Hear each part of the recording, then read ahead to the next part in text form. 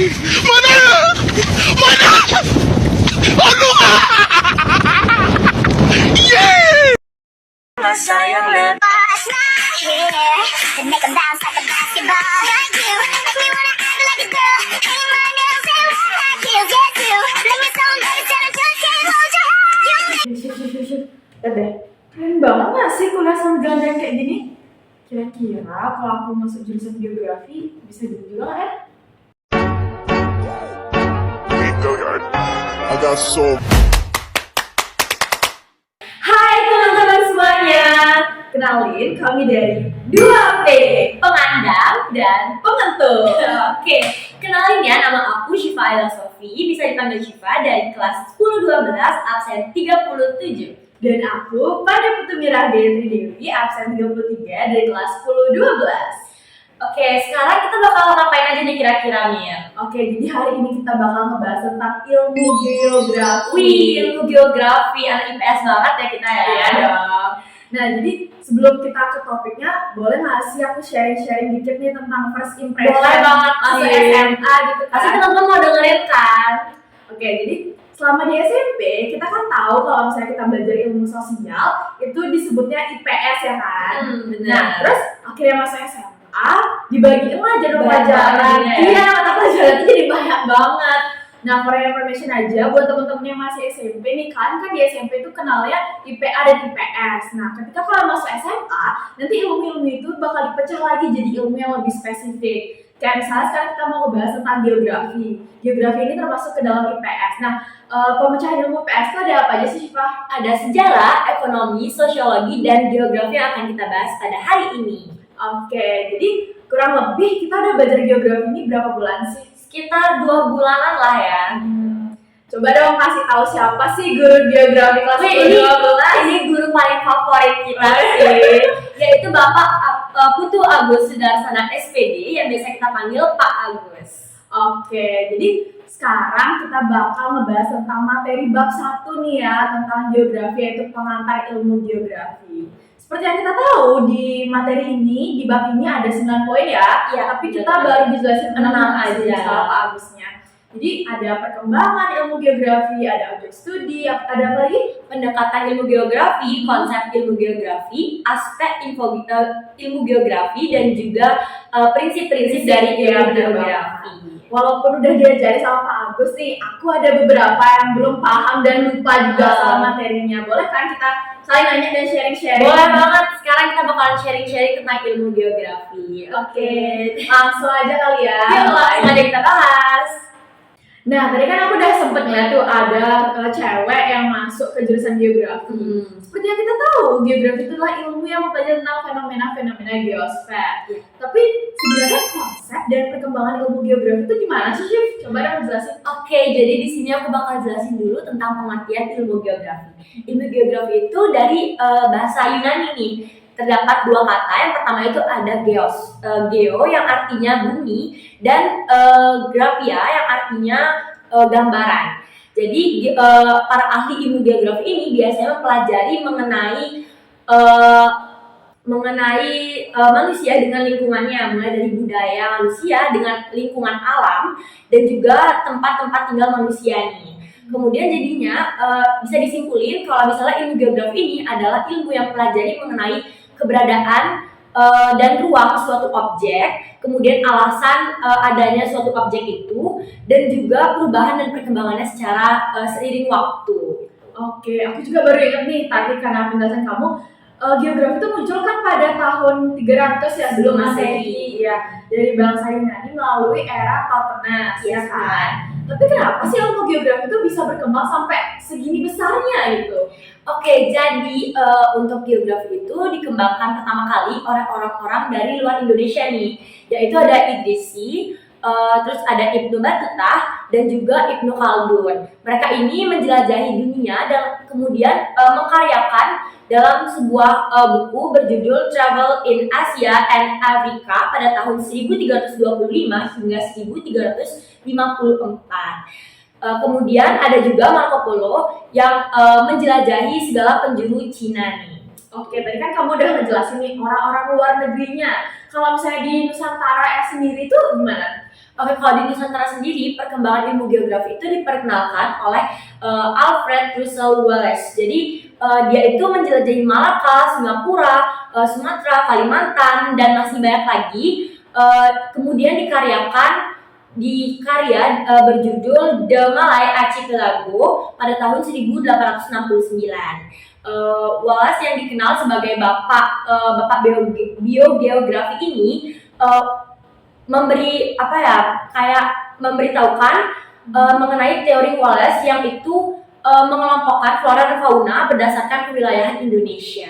Oke, berarti kita kayak harus berterima kasih banget nih ya sama Bapak geografi kita karena udah menyebar ilmu geografi. Benar banget sih.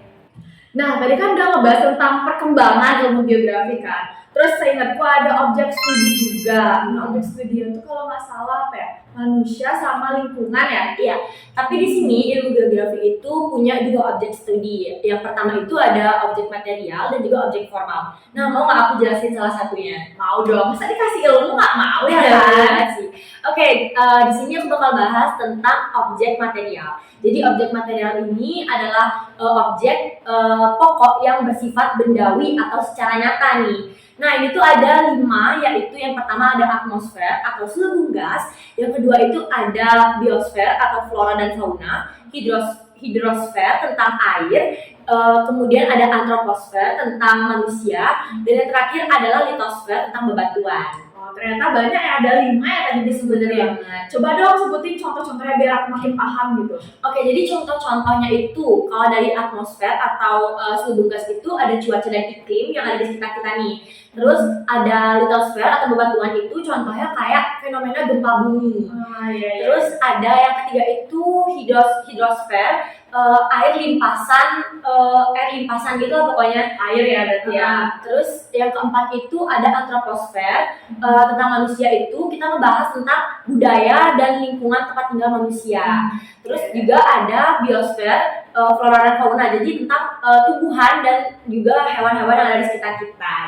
Oke, tadi kan kamu baru jelasin satunya lagi apa? Yang satunya itu adalah objek formal. Jadi objek formal itu adalah pendekatan atau cara kita memahami tentang ilmu geografi.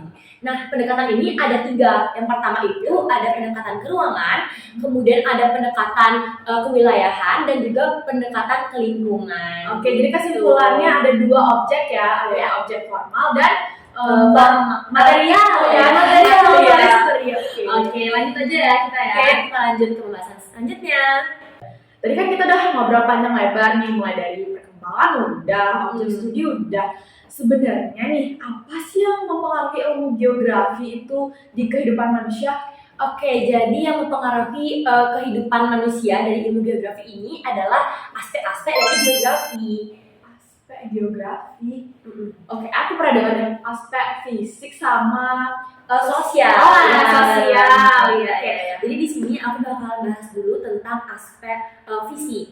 Jadi aspek fisik ini adalah aspek non manusia, yaitu yang akan mempengaruhi kehidupan manusia. Jadi ini nih aspek yang mempengaruhi kita dari ilmu geografi ini. Nah, aspek fisik ini terdiri dari aspek topologi, yaitu tentang letak, luas, bentuk, dan juga batas wilayah. Kemudian ada aspek biotik, flora dan fauna. Lalu ada aspek abiotik, tentang kondisi tanah, air, dan iklim. Oke, tadi kan baru 1 tuh, lagi satunya apa? Oke, lagi 1 itu aspek sosial. Itu adalah aspek yang terkait tempat dan juga cara manusia berinteraksi atau hidup dengan lingkungan hidupnya. Nah, aspek ini itu dilihat dari dimensi ekonomi, kondisi sosial, dan juga politik masyarakat. Sampai sini udah paham kan? Udah paham sih, tapi tadi kan baru penjelasan aja. Coba dong kamu sebutin contoh-contohnya gitu. Oke, aku jelasin contoh-contoh dari aspek fisik dulu ya. Itu ada udara, tumbuhan, hewan, perairan, bentuk muka bumi, dan masih banyak lagi. Intinya bisa kita lihat dan bisa kita pegang lah. Pokoknya non manusia gitu. Fisik itu berarti kayak nyata gitu kan? Iya, betul banget. Nah, terus kalau aspek sosial itu contohnya ada pembangunan kawasan industri, adanya menurunnya nilai-nilai sosial, terus adanya kerjasama antar masyarakat, adanya konflik di masyarakat gitu. Oke, udah paham banget deh tadi aku sama 3 poin. Oke, lanjut ya. Banyak nih pembahasan, banyak banget sih. Oke, dari tadi kan kamu udah nanya-nanya nih ke aku nih. Nah, sekarang kayaknya.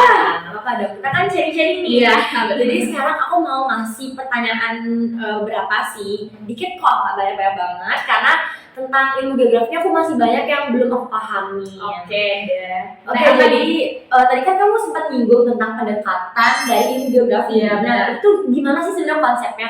Apakah mirip sama cara orang lagi PDKT gitu? Atau gimana? Bisa banget dong kita filosofi ini kayak orang lagi PDKT gitu. Tapi aku jelasin dulu ya, apa sih sebenarnya itu pendekatan geografi. Jadi pendekatan geografi ini adalah cara kita untuk mempelajari, cara kita berpikir, dan pokoknya ini tuh intinya sudut pandang geografi untuk menyelesaikan suatu permasalahan geografi juga.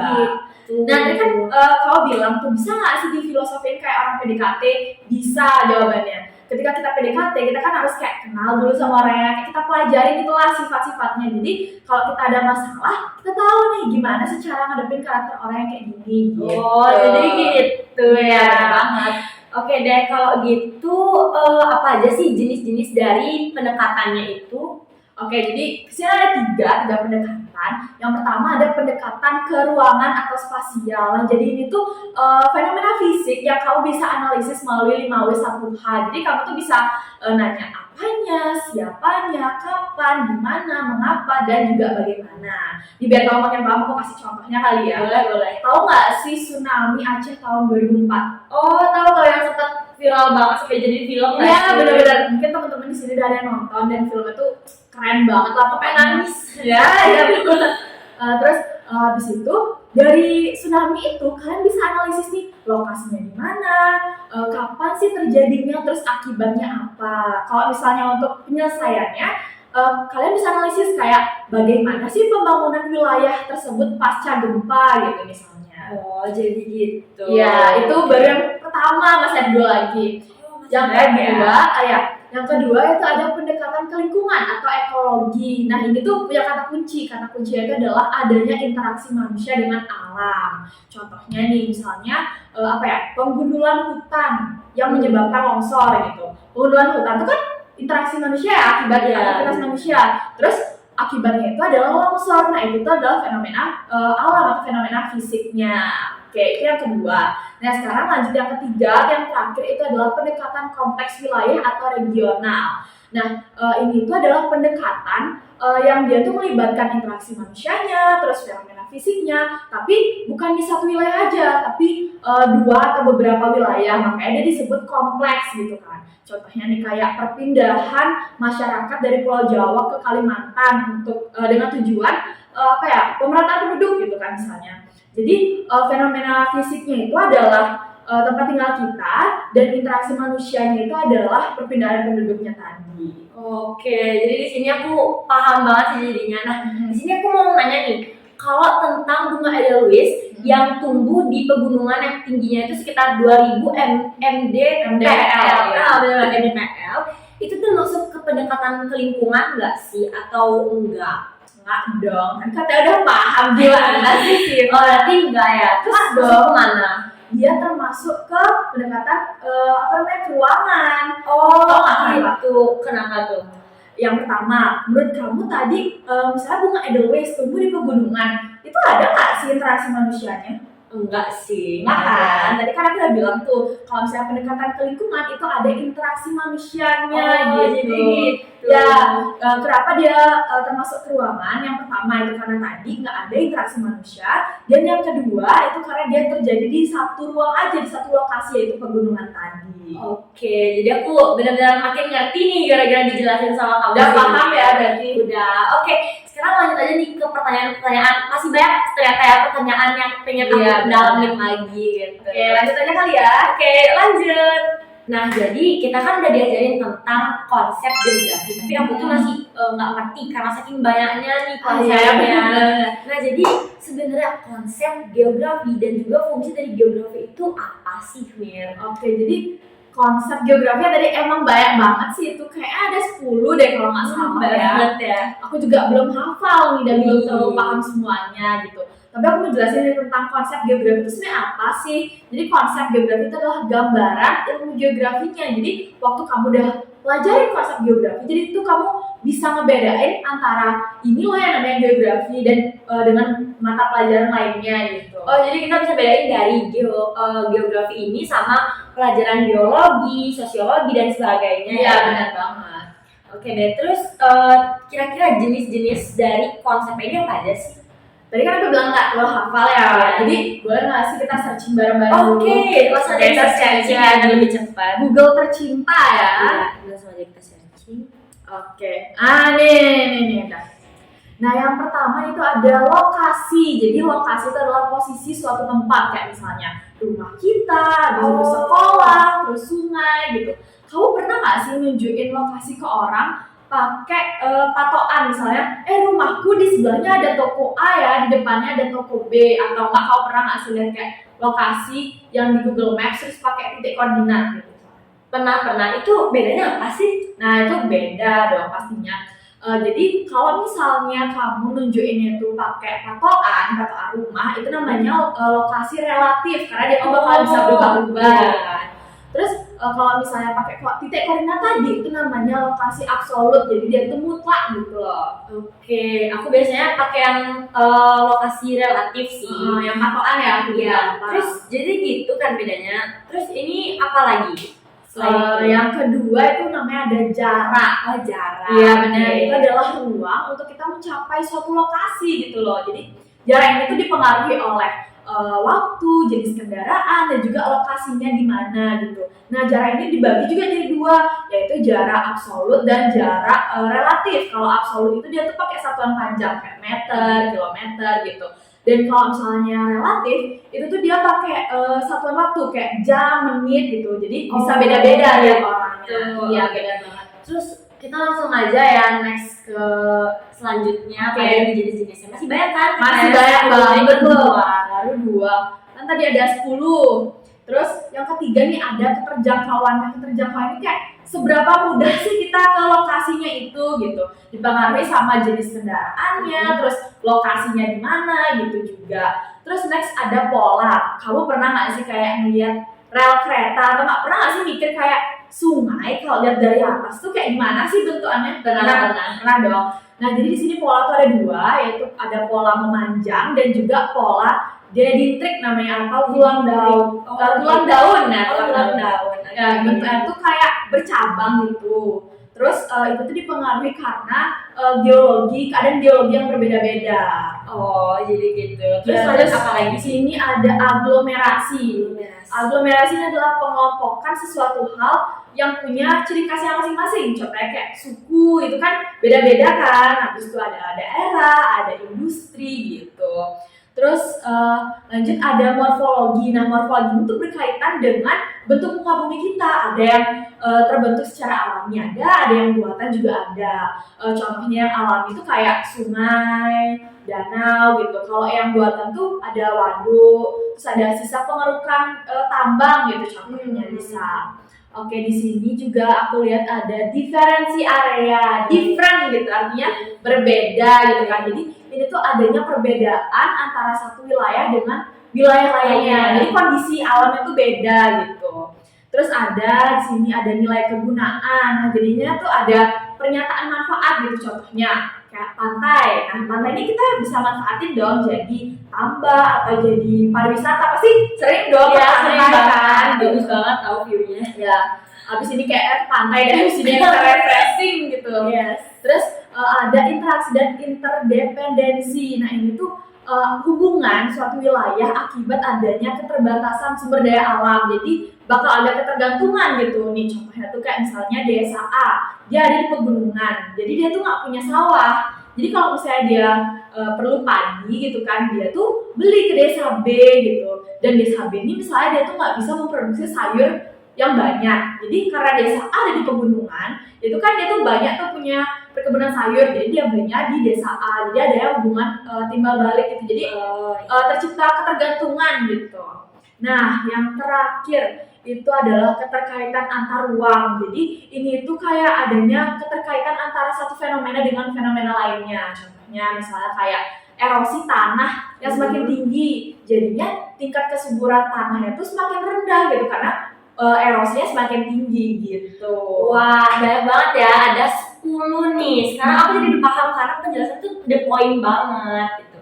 Nah sekarang aku mau nanya nih, misalkan wilayah gunung itu ada yang lebih suhunya tuh lebih panas dibandingkan wilayah tropis, jadi sedikit mamalia yang hidup di sana itu masuk ke diferensi area kan? Ya bener dong, karena kan tadi aku bilang different, berbeda kondisi wilayahnya. Itu kan tadi dua ya, ngebahas tentang gurun, satu yang lebih panas dan juga tropis yang lebih adem gitulah ya bilang. Jadi bener banget itu termasuk ke diferensi area karena adanya dua kondisi alam yang berbeda. Tuh kan paham kan? Udah pinter deh Syifa di sana, pinter mulai geografinya.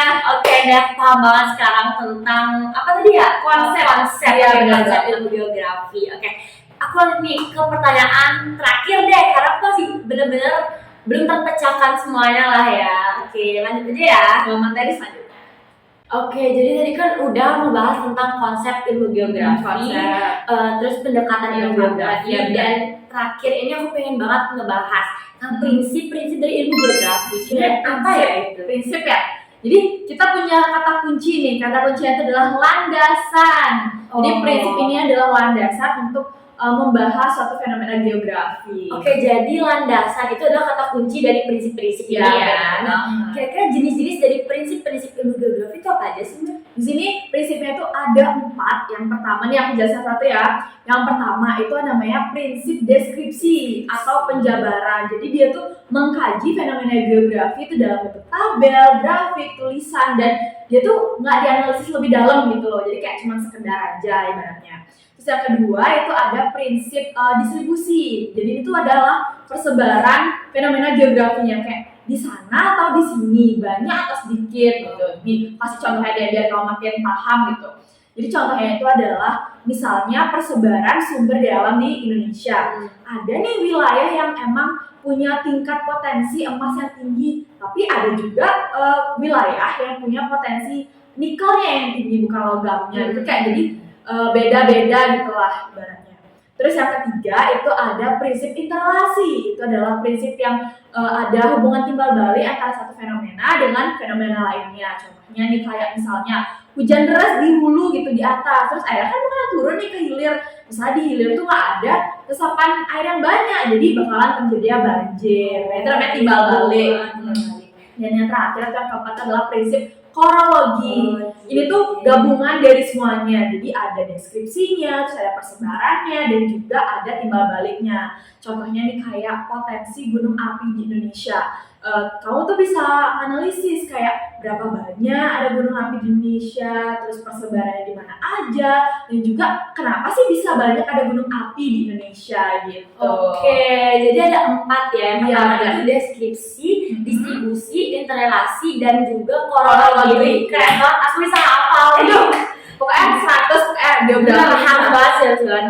Oke, tapi dari 4 tadi itu apa sih fungsi kita mempelajari prinsip-prinsip ini? Ada dong, pasti semua yang kita pelajari tadi tuh ada pasti fungsinya. Jadi fungsi kita mempelajari prinsip ini itu adalah kita tuh bisa menganalisis atau kita tuh bisa mengetahui tentang kenapa sih fenomena itu bisa terjadi gitu loh. Jadi kamu tuh nggak kepo lagi kenapa sih ini bisa terjadi, kenapa sih itu bisa terjadi gitu. Makanya kamu harus banget pelajarin prinsip geografi. Oke, gitu. teman-teman di rumah juga harus banget ya pelajarin. Karena seseru itu loh Ya, geografi. geografi. Keren banget Keren sih. banget, pantas bagus mau ya jadi guru geografi. Bener-bener keren dan seru banget emang kita bisa tahu gitu loh seluruh fenomena-fenomena yang bakal terjadi di bumi kita. Oke. Banget. Itu kayak ada pembahasan terakhir ya. Iya, udah oke poin deh. yang kita bahas. Kalau gitu. Langsung aja kali ya kita bakalan tutup videonya. Oke. Oke, jadi kayak yang tadi udah aku bilang kita udah ngebahas 6 poin udah Ya, tuntas udah di selesai video ini. semuanya udah. Selain obrolan kita yang panjang, nggak Videonya. lupa. Videonya ya. Ngeditnya lagi panjang banget coy. Kamu aja yang edit ya. Aduh, bingung sih ini. Iya. Ini juga teman-teman yang di rumah ini bisa nonton sampai habis. Kita kasih Keren banget. tepuk tangan dulu. Jadi kalian udah mau dapet ilmu baru dari kita kita dan pastinya udah bisa ngeliat kecantikan kita. Iya dia, sorry banget beda ya. Semoga bisa bermanfaat bagi kehidupan kalian tentang ilmu geografi ini ya. Bener banget. Nah sekarang sekian aja deh video tentang ilmu geografi dari kami. Kami 2P pamit undur diri dan sampai jumpa di lain waktu. Bye bye.